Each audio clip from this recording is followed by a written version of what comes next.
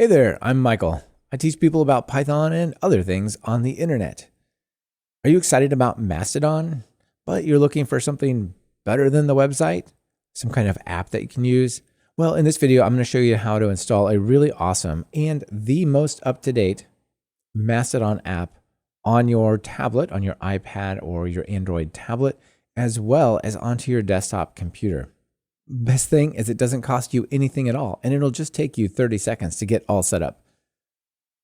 Well, let's jump over into my iPad here.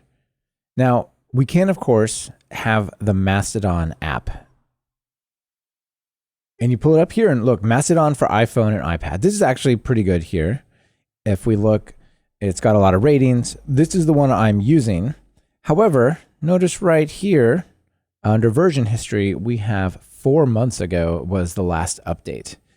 And as I pointed out, this is not very much in sync with Mastodon itself. Mastodon just released version 4.0, and there's a bunch of new changes, like being able to edit toots and other things about visibility. So while this is pretty nice, it doesn't support some of the advanced views. It doesn't support the newest features of Mastodon. And so actually, I think one of the best ways to do this is the Mastodon web app.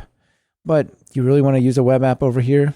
No, I don't. I definitely don't. But because Mastodon is a really fantastic progressive web app and iOS supports those pretty well, we can install it right here. So check this out. Let's jump over to Safari. Now, notice my default browser down here is Firefox, but Firefox won't do this. It has to be Safari, whether you want to use it or not. So pull this up. I'm already logged into Mastodon over here, and notice look at this, it scrolls pretty good. Each of these pieces, yeah, it's decent, but that's not how you want to use it. What you do is you click here under Share, come down, Add to Home Screen. This is fine, give it a different name if you want. My instance is Mastodon, so it installs as Mastodon here. Let me move these over. We have the mobile app, and we have my Mastodon web app instance. Click this. Look at this. It comes up full screen, no Safari navigation, and I've got to sign into it in order to get started because it's its own little isolated app, even though it is that web app. So let me do that real quick. Here we go. We're logged in, and look at that. It looks just like a proper little app here. It's on the home screen. We pull this up, and the focus goes right there, so it pulls up the keyboard. But yeah, this is really fantastic. And let me see if I can find a tweet that I wrote. Here's one. Welcoming Ned Batchelder. Look at that edit right there. Can't do that in the official mobile app, can you?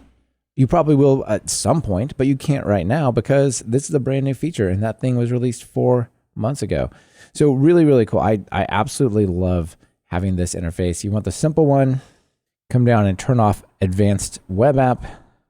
And here you've got that nice simple view if this is the way you like it. I set up a bunch of queries and other things, and so I actually prefer to kind of get a more holistic view with this advanced web interface. But, that's more of just a thing that you may or may not like. Again, this kind of stuff right here in this configuration, not available in the Mastodon app. So give the progressive web app of Mastodon a try if you're looking for a really up-to-date experience on your tablet or I guess even your phone. One other comment, notice I do have the Mastodon app installed here because I love the notifications and I want to be able to get them. And so I log in over there and I turn on the notifications. I just don't use it when I'm exploring the site. While we're talking about installing the web app, do you know you can do that on your desktop too? As long as you're running some sort of Chrome-based browser.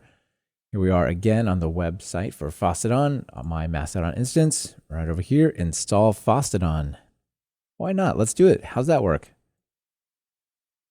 Now, for some reason on the latest version of Ventura, when that happens, it thinks it's trash if you double click it or it's broken.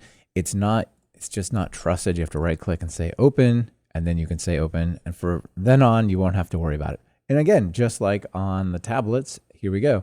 So we can completely get rid of our web browser, get rid of this. Got its own little dedicated thing right here. I'm going to put it over by my other social things. We'll close it, run it again. Beautiful. So really like this. I actually think the progressive web app is maybe the way to go, at least for now, until something more awesome comes out. It's the way that I've been using Mastodon, and I'm really enjoying it. Well, that's pretty cool, isn't it? We can use the Progressive Web App, the PWA from Mastodon, to have the absolute most up-to-date app running locally on our computers, on our desktop, as well as on our tablets. Progressive web apps never really took on as well as they were originally envisioned to, but they're still out there and they're still super useful for situations like this. Thanks for watching. And if you do sign up for Mastodon, follow me over there. I'll put the link in the description below. Cheers.